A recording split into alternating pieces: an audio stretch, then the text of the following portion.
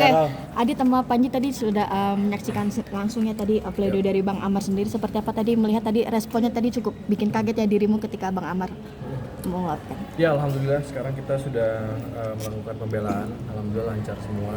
Dilihat dari semua pembelaannya, menurut saya itu udah cukup lah untuk membuat penilaian nanti ke hakim ketua. Dan ya mudah-mudahan nanti di keputusan sesuai dengan keinginan kita. Gitu sih. Tadi cukup menarik respon dirimu ketika Bang Amar sedikit membuka masa lalunya. Oh ya, gimana? Aku nggak setuju sih sebetulnya, kayak maksudnya apa ya, gimana ya ngomongnya ya, maksudnya kita cukup dengan pembelaan kita aja gitu kan.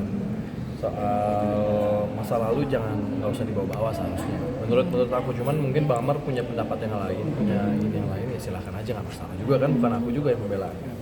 Jadi memang itu aja sih sebetulnya, cuman lebih fokus ke pembelaannya Bang Amar gitu loh, jangan ke mana-mana masa lalu dan segala macam gitu doang. Berarti cukup kaget ya tadi?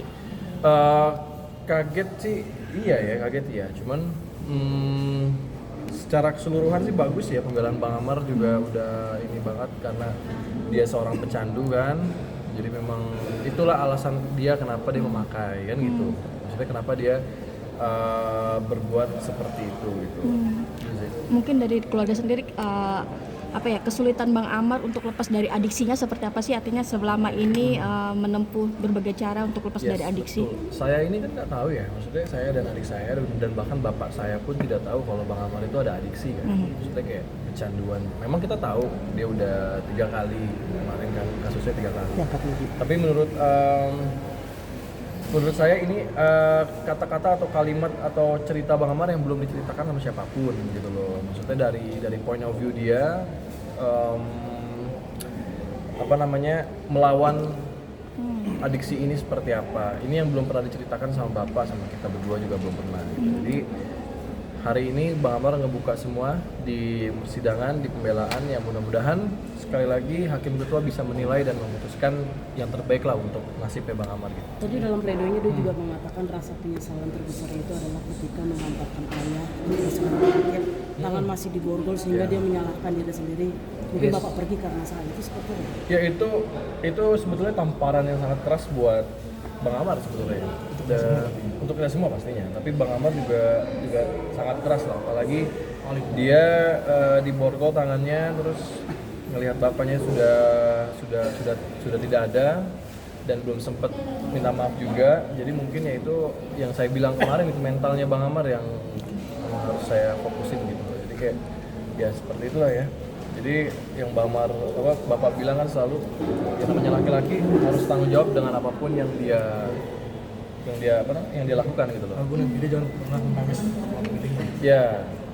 Dan tadi justru kita baru dengar semua kalau misalnya karena ada permasalahan ini ada niat untuk mengakhiri hidupnya. Ya itu yang saya tahu sebetulnya. Makanya itulah, saya tahu sebetulnya dia ingin mengakhiri hidupnya kan. Kayak gara-gara ini segala macam dan lain, semuanya bapak udah meninggal gitu kan. Cuman yang satu lagi, kita di sini keluarga menguatkan aja, dan alhamdulillah yang dibilang tadi masih ada imannya untuk tidak melakukan itu. Nah, alhamdulillah. Jadi ya di sini tugas saya adiknya Bang Amar untuk ini aja, untuk fokus ke mental dan psikis Bang Amar sih sekarang saat ini. Tapi dari keluarga sendiri mengetahui nggak sih Bang seberapa besar usaha Bang Amar untuk lepas dari adiksi ini? Bang Amar itu kan juga dia sangat hal seperti ini gitu kan. Dia kan juga sudah menjelaskan di play-nya kan, dia bilang Tidak ada yang tahu. Gue ngelakuin ini tuh gue sendiri Tentang perjuangan dia untuk melepaskan adiksinya kan nggak ada yang tahu. Betul. Jadi makanya kita juga tadi kaget juga ketika dia ungkapkan di persidangan ini. Dan yang juga masalah juga artinya Bang Amar juga kekangenan sama anak-anak, sama Air dan Amala sendiri. Mungkin dari adik-adik memberikan informasi tentang tumbuh kembangnya Air dan Amala seperti apa sih? Pasti setiap kali selalu menginformasikan ke Bang Amar gimana tumbuh kembangnya anak Bang Amar, dan alhamdulillah dari pihak KIBL-nya pun juga ini kan juga sangat terbuka, yang waktu minta video Air, video Amala gitu kan, Sangat. Bisa. Hubungannya Gaku sama Mama gimana sih kayak gitu? Yang tahu cuma mereka berdua. Aku nggak tahu, aku nggak ikut campur urusan mereka berdua kan.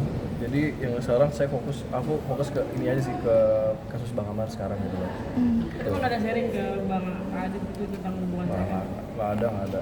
Soalnya kan Bang Amar pun juga nggak bisa telepon-teleponan segala macam kan, lagi di sana kan. Dan dia tadi juga meng-highlight beberapa kali dia bilang lagi-lagi saya jatuh karena kehilangan mulai dari anak, adik, ibu segala macam. Nah itu dari Iya. keluarga bagaimana? Kalau dari aku sih pribadi sih nggak ada apa ya, Penting ya biasanya. ya salah tetap salah gitu. Nggak bisa. Udahlah jangan jangan maksud aku tuh disayang. kayak memang itu kan pembelaan kan dia bilang Bang Amar juga ya gue salah kan, tetap salah. Jadi apapun yang dia lakukan kemarin itu adalah kesalahan dan itu mudah-mudahan jadi pelajaran yang penting buat dia, buat kita semua generasi muda juga untuk tidak menyentuh barang-barang tersebut gitu loh. Cukuplah Bang Amar sebagai contoh. Sama pihak keluarga udah melarang Bang Amar untuk dekat sama dokter. Nggak ada sih. Itu berita dari mana? Tadi masih support aja lah ya. Ya, aku sih sebetulnya jujur ya kayak nggak mau ikut campur lah hubungan mereka bagaimana gitu loh. Cuman yang aku bilang tadi di sini fokus saja ke Bang Amar, aku sama Panji fokus ke kasusnya Bang Amar gitu sih. Mungkin setelah mungkin kedepannya setelah